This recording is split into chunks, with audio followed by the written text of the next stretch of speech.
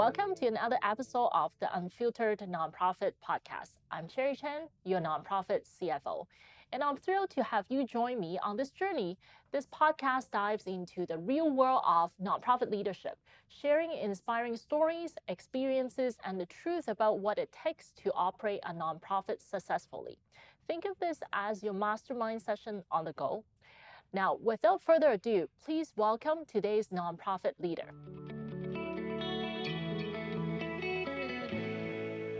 Hi, everyone. Welcome to another episode of the Unfiltered Nonprofit Podcast. I'm Cherry Chen, and thank you for joining in and listening. And today we have Jessie Card here from Youth Ottawa. Welcome, Jessie. Thank you for having me, Cherry. It's really great to sit down with you, and I'm excited about our chat. Yeah, well, the first thing that comes to mind when I talk to you or reading your background information is that you had hold the record for football at McMaster. The reason why I remember is because I live in that side of the town. Oh, okay. And McMaster football team for many, many years. Right. Yeah, so you lived in Westdale or the area at one point? At one point, I was living right by Hess Village. Oh, okay. All right. So, yes. Yeah, you didn't get much sleep back then, I guess. There were people jumping over the fence to steal stuff from our backyard, yes. I'm sorry about that, yeah. It's an interesting No, it wasn't me. vibe and an interesting scene over at Hess Village for sure. Back then, maybe now is a little different. Yeah, it's been a while since I've been back to Hamilton, but I love that city, and it's true. I did hold the all-time career interception record at McMaster for not too long, but I think maybe 4 or 5 years until somebody else broke it again. But at the time that they said that I had broken it, it had been previously set in 1984, so it was about 20 years or so. Wow, that's fun. Mm-hmm. Yeah, so what got you into Youth Ottawa? Because you have a very different background. Your previous job wasn't really a job. You're your own boss. Right. Yeah. Well, I've always I tell the story about getting involved with young people and supporting and empowering young people because of my experience. Yeah. When I was in grade 3, I was diagnosed with a learning disability, and at that time, I think they didn't have the same philosophies or tools to create individual learning plans for children. So I remember the time feeling really like ostracized and like taken away from my class, and didn't really understand at that time, grade 3, like what was going on. But yeah, I had to work really hard through school to stay, up to pace with my peers and not be held back. And I just learned differently. So I always thought that I would like to be in a position one day to support young people like I was, learning disabilities or youth that need extra support. That kind of led to an interest in doing camp counselor jobs during university. Entrepreneurship, I thought, was always a vehicle I was interested in. So I started a car detailing business when I was in my early 20s and going to university. And I just never lost this idea of like maybe one day I'm in a position to help young people with their ideas and also mentor and provide that, self-esteem that maybe they're lacking for whatever reason. So I was fortunate to eventually come in contact with the folks at Youth Ottawa and given a small position there, and it kind of continued to build over the years in responsibility and innovation. What's the biggest challenge that you, like in your role with Youth Ottawa, and you've been with Youth Ottawa for many, many years now, and what's the biggest challenge that you guys faced, and how did you guys overcome it? It's a great question. I think it's not really the greatest challenge. I think many charities face this ongoing challenge. Yes. Maybe the greatest challenge is the ongoing challenge. Yes. Absolutely. How do you generate enough revenue to keep the organization going, to invest in it and innovate when you don't sell anything? So that is the greatest challenge. And when I joined Youth Ottawa, I was kind of given responsibility to go into schools and work with teachers to deliver certain skills programming that I had some insight into. So at the time, it was video production. Yep. I had started a video production company because that was one of my great interests when I was in my mid-20s. Yeah. And I worked at that for about 12 years. And that's the reason Youth Ottawa wanted me to join them, was to revamp the curriculum for digital, video production and marketing, and teach that skill to youth. And at the time I started the business, it was really before YouTube was what we think about YouTube as being today. There wasn't really video being shared on Facebook at the time. So I came in that time. But now, if you talk to young people in schools and in the community, content creation is a huge source of their lives and interests. Everyone wants to be an influencer. Everyone wants to have a YouTube channel. And that's what we took into high school. So one of the challenges I remember asking my boss at the time, how much of the revenue comes from the schools, for instance, and they had said none. And I thought there was an opportunity there if schools were really, valuing what we were doing with them, that maybe we could make a business case. So from the time I started in 2018 to today, we went from, kind of 0% of our revenue being earned from clients and school boards to about a year ago, we had about 18% of our entire revenue through earned services in our programming. Oh my God, that's awesome. So the challenge, to answer your question, has been always the ongoing challenge of staying in the game and staying alive to be able to serve the mandate. And I think the biggest win has been somewhat thinking of us as a social enterprise as opposed to a 100% grant-dependent charity. Yeah. So, I mean, how was it when the first conversation that you made a decision, I'm going to ask for money? Because to a lot of people, asking for money is something that's super challenging, at least from the nonprofit side. And it's very uncomfortable. Maybe not for nonprofit, but for average people. Yeah, I don't think it's never easy asking for money, no matter if you're in the private sector or whatever, right? Or the nonprofit sector. You're right. It is an uncomfortable conversation, but that's how our world works. It's the exchange of value, and we use money to do that. So it's a necessary thing.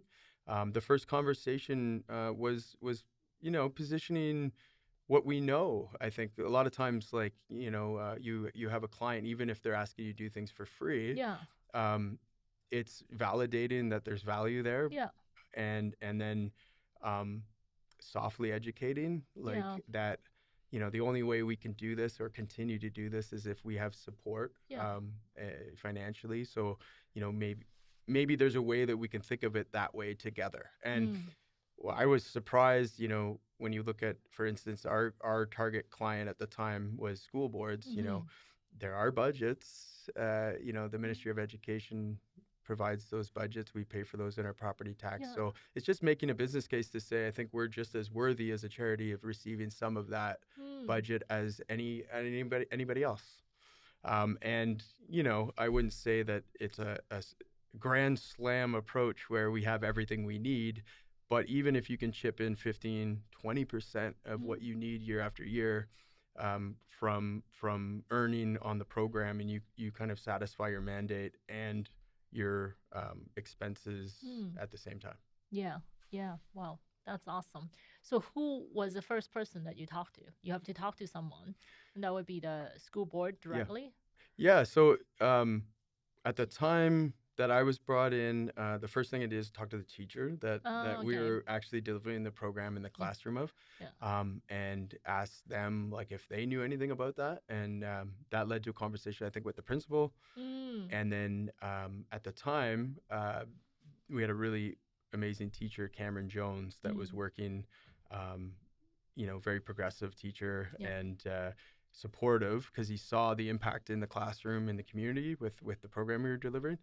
And he went kind of to the administration with a few ideas that we kind of collaborated on. And they, in fact, the conversation turned in with them as saying, Cameron, we we actually have a need at the board for somebody to lead this type of thinking for us. Oh, And they okay. put him in a new position. So they actually took him out of the classroom and gave him a job with the board, Oh, thinking about those things for all teachers in the board. yeah. And then that relationship, he was kind of like an early champion for us, Mhm. and we were able to have conversations with some of his superiors, and find some budgets that we could apply to what we were doing. That's awesome. Yeah. At the end of the day, you gotta start with like having that conversation, throw it out there. And as the saying goes, like the universe is gonna come back and answer in some format. We don't know what it is, how it's going to be like, but Right, at least right. you've put it out there and someone is going to answer.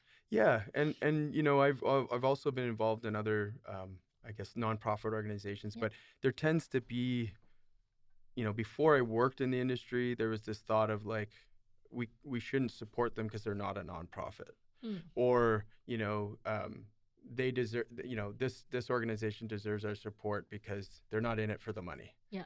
And I realized, I always had a hard time with that kind of black and white thinking, because you know, somebody that owns a for-profit business is a family-run business, is like they're supporting their family. Like, Yeah. why are they not deserving of business in certain areas? So I remember when I was thinking about really moving into a business that had more of a social impact in mind, I read a book when I was on a holiday called Conscious Capitalism. Mm. And I think Conscious Marketing got me there, another Yeah. book.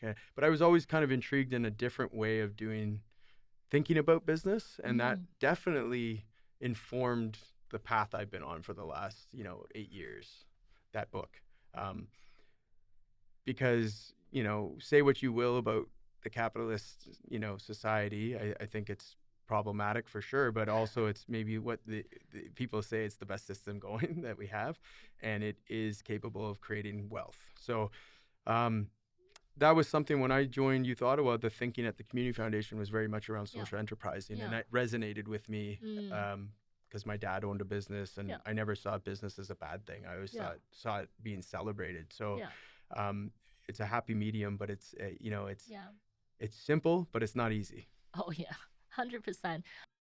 Hello, Unfiltered Nonprofit listeners. It's Cherry Chan here, your host and the CEO of Otis Financial Solutions.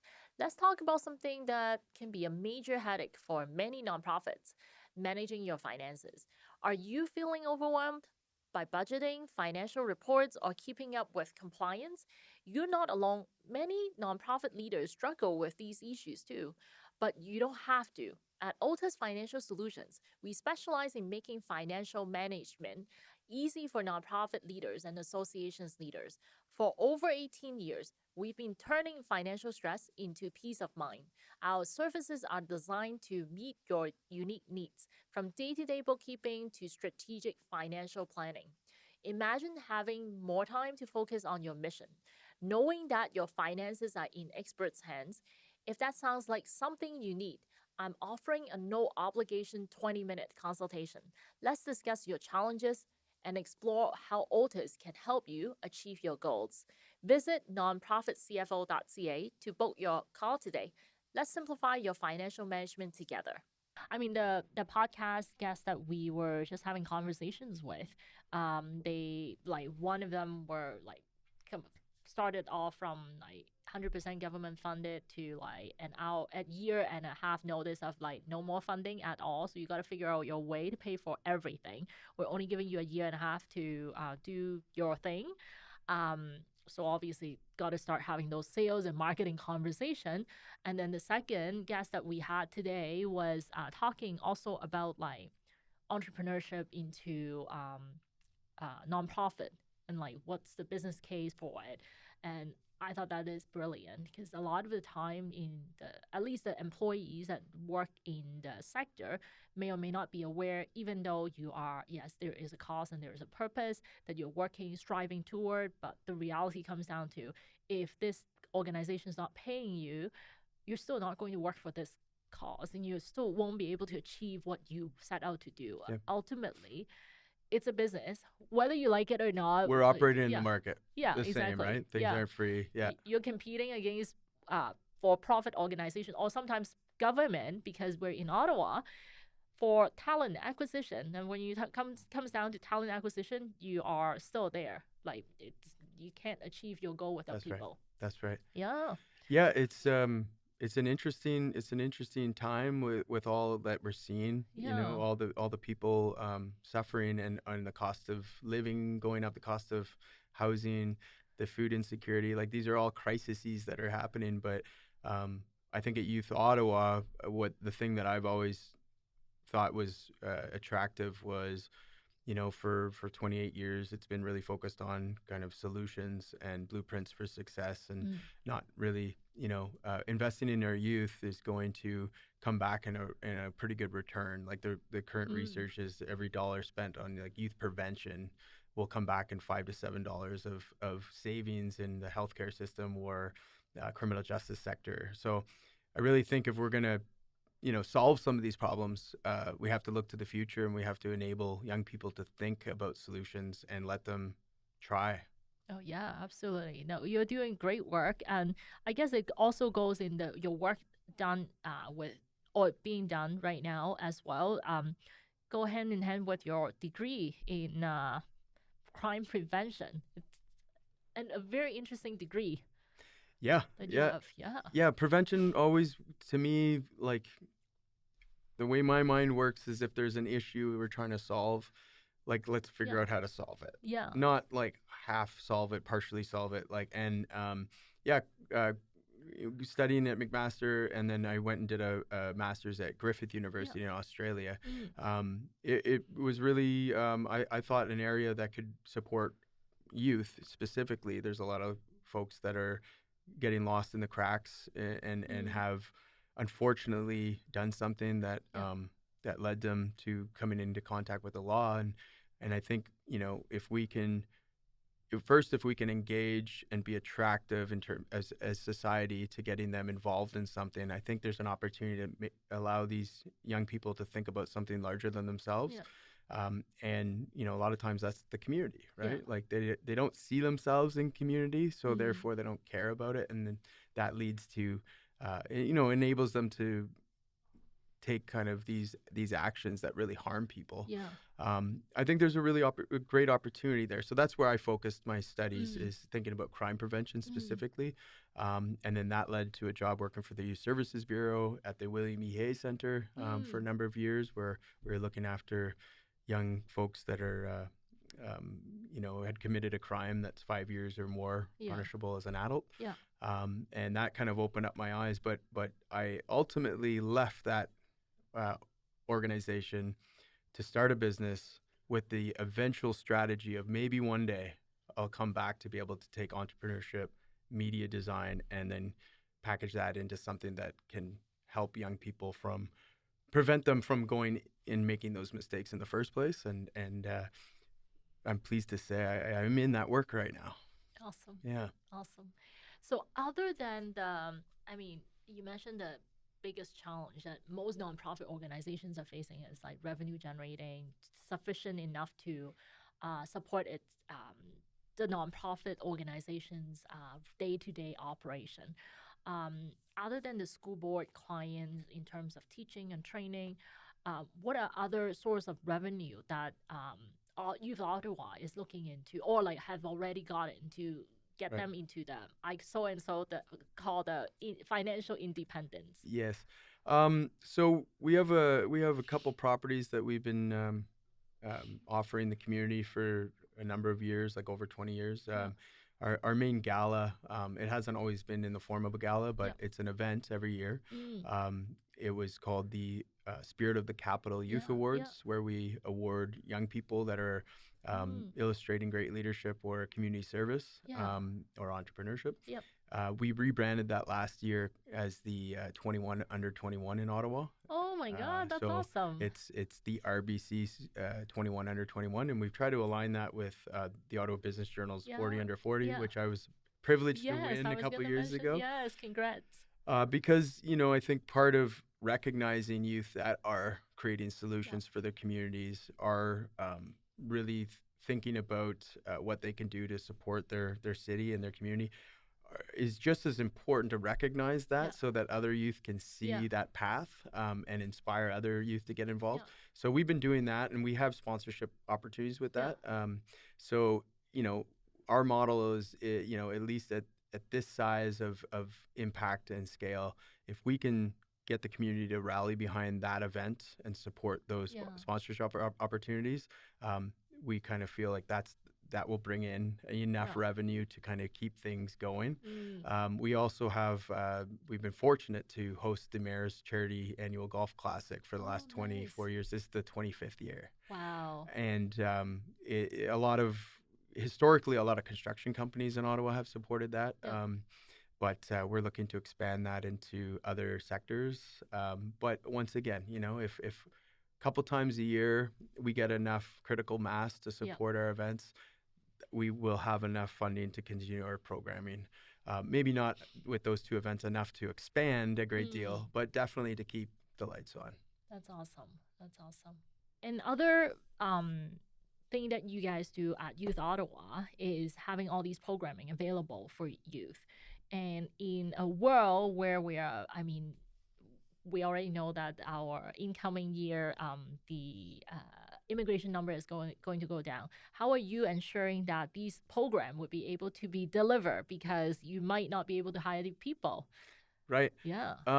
Yeah. I mean, immigration's part of it, but we know that, our demographic that we serve is about 12 years old to 30. Yeah. Sometimes I think our sweet spot's 14 to 25. Yeah.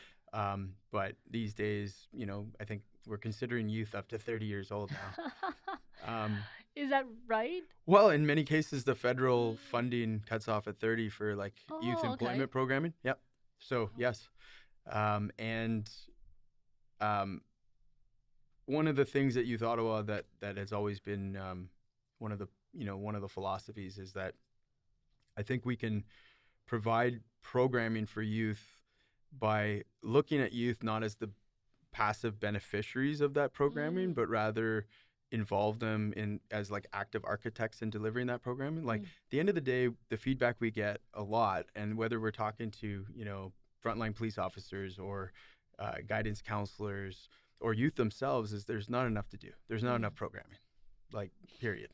So what at Youth Ottawa, I think what's really neat is looking at a model where if we could have some youth go through programming a couple times, and identify the ones that are maybe ready for leadership opportunities, could we quickly turn that around where they're part of delivering those programming for other youth? And in many cases, the youth have the ideas of what the programming should be. Yeah. So instead of us dictating that as kind of a top-down charity to the youth, get them to collaborate and to actually develop what needs to be done. And then what we're also doing is providing employment opportunities for those youth that are ready to step up and be part of the programming. We know that the youth unemployment rate's about double what the adult population is. If you dig in further to racialized youth, it's even higher. So I think we need to be looking at things that way. And part of that philosophy extends to, how we're using space in the city. So we have nice community centers. We have really nice schools.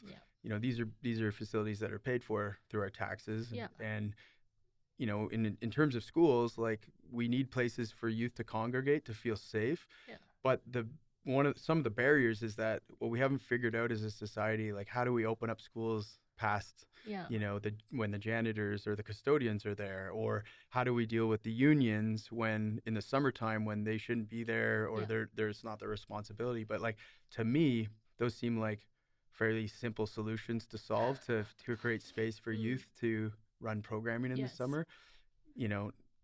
Do we really want to spend our time thinking about how to fundraise $10 million to build a new place to get youth to go when they're mandated to go to school every day and these schools exist in our communities? That's one thing that I've been kind of obsessed about thinking about. And I think it's part of the solution. Yeah, absolutely. I always remember how my husband has been telling me that, we can send our kids to school team, mostly high school team on different athletic. My kids are not in high school yet, but It could be a volleyball team, it could be hockey team, it could be basketball team. As long as they can get in, then there's training in the morning, but that would be at the school, maybe training after school. It would also be at school, and that keep them busy and keep them learn what discipline is. That would be amazing. Yeah, I don't know, like I wasn't alive back then, but I heard back in the day, like I'm talking like in the 40s and 50s, like schools were thought a little bit differently.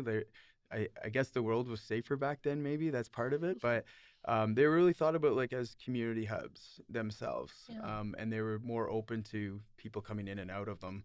I guess there is safety concerns with that, but in a way, I think we've gone too far, Yeah. where it's very much like, you know, our the education is dealt with by them, not Yeah. and not us. And I don't know. I think we know that there's a lot of benefit for students and youth to like interact with the community, be part of the society. So instead of, again, looking at them as passive beneficiaries of our charity and our programming, like the city is a playground, and let's get them involved in every aspect of society and civil life early. And that's what Youth Ottawa has been doing for 28 years. That's awesome. That's awesome. Well, thank you so much, Jessie, for coming on. And you've shared a lot of insights on running an organization and not afraid to ask for revenue and being creative and know what your value and position is. And then help. I think the prevention part is like the biggest thing that's very valuable of what you do. Very well deserving 40 under 40 as well. So thank you so much. Thank you, Cherry. Thanks for having me. It's Yeah. awesome chatting with you. Thank you. As we wrap up, I want to share a bit more about what we do at Otis Financial Solutions. For the past 18 years, Otis Financial Solutions has been dedicated to enhancing the financial management and strategic planning capabilities of hundreds of associations and nonprofits across Canada. Our extensive experience has enabled us to deliver tailored financial solutions that drive growth and enhance sustainability for nonprofits and associations. If you are interested in learning more about how Otis Financial Solutions can support your organization, I would love to offer you a no obligation 20-minute call. Let's discuss your unique challenges and explore how we would be able to help you achieve your goals.